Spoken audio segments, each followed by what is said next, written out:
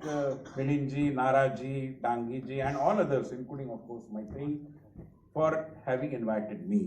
और न केवल इनवाइट किया मगर आपने मुझे बड़े सम्मानजनक तरीके से परिचित करा दिया और मुझे कहा कि मैं मेंटर हूँ। ये बहुत बड़ा बहुमान मैं मानता हूँ, मैं धन्यवाद देता हूँ। मगर एक मित्र के नाते जो भी बातचीत होती रहती है, कभी सलाह मशवरा होता है, कभी अनुभवों का आदान प्रदान होता है, इसके अतिरिक्त तो वैसे मैंने कुछ किया नहीं। एक दृष्टि से ये पूरी नई जो एक पहल हुई है उसके कर्णधार स्वाभाविक रूप में हमारे प्रिय मित्र मिलिंद कांबळे जी हैं। तो पूरा श्रेय उनका, और उन्होंने जिन लोगों को साथ में जोड़ा है, और मैं कोई उनकी भूरी भूरी प्रशंसा उसके लिए नहीं कर रहा हूं, मगर वाकई में मैं देख रहा हूं कि जो साथी इनके साथ 8 से 5, 6, 7, 8, 10 साल थे, कोई भी छोड़कर नहीं गया। ये अपने आप में कोई साधारण बात नहीं होती। देखिए, संगठन बनाना कंपैरेटिवली आसान होता है, मगर चलाना बड़ा कठिन होता है। और मिलिंद जी ने, और अपने आप को अभी उन्होंने एक नए रोल में ढाला है, he is not the current president of DICCI I believe, तो ये भी समय रहते अपने आप को दूसरे रोल में ले जाना और नए व्यक्ति के हाथ में कमान संभालने के लिए देना, ये भी एक बड़ी बात होती है। और इसके लिए मैं मिलिंद जी को बहुत बधाई दूंगा, उनका अभिनंदन भी करूंगा। वैसे देखा जाए तो एक नया अध्याय डिक्की के इतिहास में आज से लिखा जाना प्रारंभ हुआ है, और मैत्री ने इसमें काफी मेहनत की है, आप सब लोगों को जोड़ा है, और भी लोगों को जोड़ा है जो आज यहाँ अभी इस समय उपस्थित नहीं है मगर दिन भर हमारे साथ थे। तो ये कोई साधारण बात नहीं, मतलब हमने इस बात की गंभीरता को समझना चाहिए कि भारत के वंचित, शोषित, पीड़ित, दलित समुदाय के इतिहास में आज का दिन, मैं केवल कहने के नहीं कर रहा हूं, दिल की गहराई से कह रहा हूं कि एक ऐतिहासिक दिवस है, और इसलिए आप सभी का मैं अभिनंदन करना चाहता हूं। हम सब इस ऐतिहासिक प्रसंग के साक्षी है, सहभागी है, क्योंकि ये अभी एक नए पड़ाव पर गया है। अभी डिक्की पुरानी हो गई, मतलब उसका अर्थ दूसरा ये भी है कि डिक्की तो एक स्थापित हो गई, अभी जेन नेक्स्ट, और जिसका वो घोष वाक्य है कि we are going to disrupt the status quo इतना पावरफुल स्टेटमेंट है कि हम यथास्थिति के बंधे नहीं रहेंगे, हम यथास्थिति को बंधे नहीं रहेंगे, हम यथास्थिति को उखाड़ कर फेंक देंगे। हम नए आकांक्षा से प्रेरित है, नए सपने देख रहे हैं, और उन सपनों को साकार करने की हिम्मत हमारे मन में भी है और हमारी कलाई में भी है। तो एक बहुत ही महत्वपूर्ण ऐतिहासिक पड़ाव पर ये पूरा आंदोलन आया है, और इसलिए उसकी गंभीरता को मैं मानता हूं कि हम सबों ने समझना चाहिए। जो नए युवाओं को अभी दायित्व दिया गया, अभी भी घोषणा हुई, इनोवेशन का कोई एक वर्टिकल है, उसका भी दायित्व आपने दिया, बड़ी अच्छी बात है। तो उनको भी ये समझना चाहिए कि ये केवल, और मुझे माफ करेंगे मैं थोड़ी स्पष्टता से बोलूं तो, कि ये केवल आपके विजिटिंग कार्ड का हिस्सा नहीं रहना चाहिए। वो तो होगा, अभी डिक्की का नाम इतना सम्मानजनक हुआ है कि उसको अपने, उसका लोगो या उसका निर्देश हमारे लेटरहेड पर, हमारे विजिटिंग कार्ड पर होना अपने आप में एक सम्मान की बात है।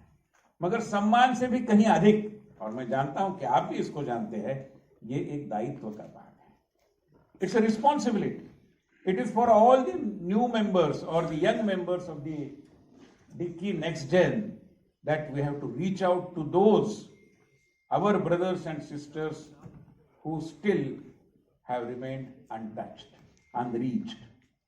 तो ये हमारा बहुत बड़ा दायित्व है, और मैं आपको बिल्कुल दावे के साथ कह सकता हूं कि बहुत सारे युवा आज अंधेरे में लड़खड़ा रहे हैं, they are groping in the dark.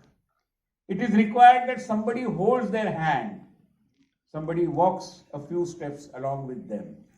वो जीवन भर आपके ऋणी रहेंगे। ये जो डिक्की नेक्स्ट जेन है, उनका उनके जीवन में एक स्थान बनेगा अगर हम वाकई में उन तक पहुंच पाते हैं। उनमें प्रतिभा है, उनमें परिश्रम है, उनमें वो सारी चीजें हैं जरूरी है।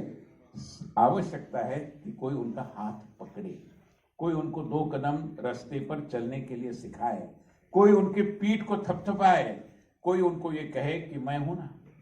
ये जरूरी है और मैं मानता हूं कि ये कहने की ताकत आप जैसे सारे लोगों में है।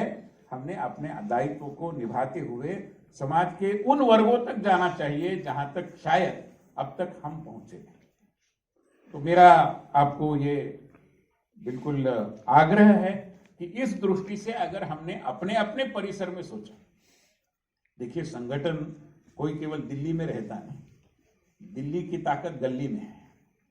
तो हम और काम करते रहेंगे और नए नए लोगों को हम जोड़ेंगे, इसकी व्याख्या को भी थोड़ा व्यापक बनाते हुए करेंगे, तो मैं मानता हूं कि निश्चित रूप में स्काई इज द लिमिट।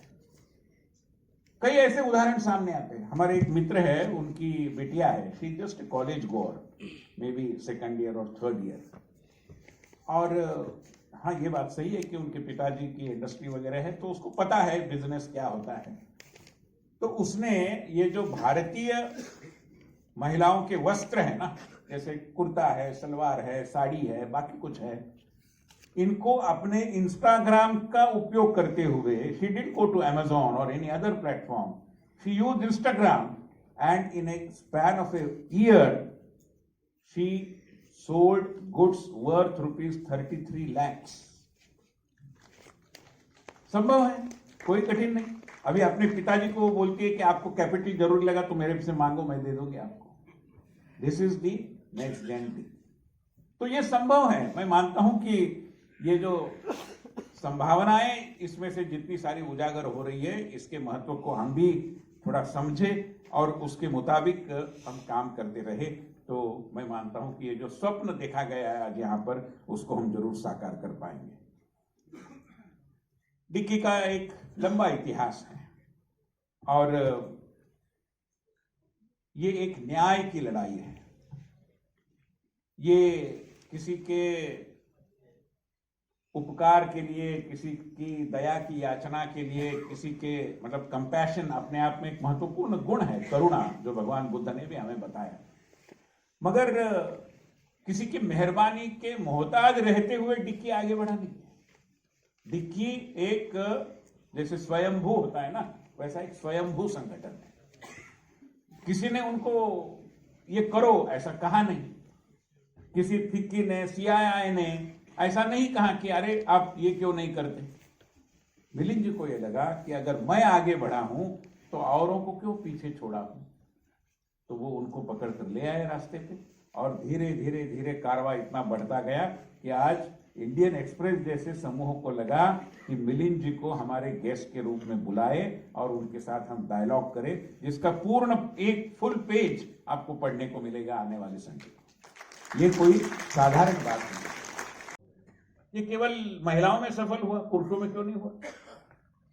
और बात निकली है तो मैं एक किस्सा बताता हूं। मैं एक बार लातूर गया था और वहां पर एक महिला मंडल का कार्यक्रम था, बहुत बड़ा अच्छा काम करते हैं वो। उसका नाम था माता बालक उत्कर्ष प्रतिष्ठान। तो कार्यकर्ताओं के साथ बातचीत हो रही थी, सब बहनें थी। तो मैंने विशेष रूप में जो स्वयं सहायता समूह के माध्यम से अपना भविष्य निर्माण कर रही है, उनके बारे में कुछ अगर आप सोच सकेंगे तो अच्छा हो।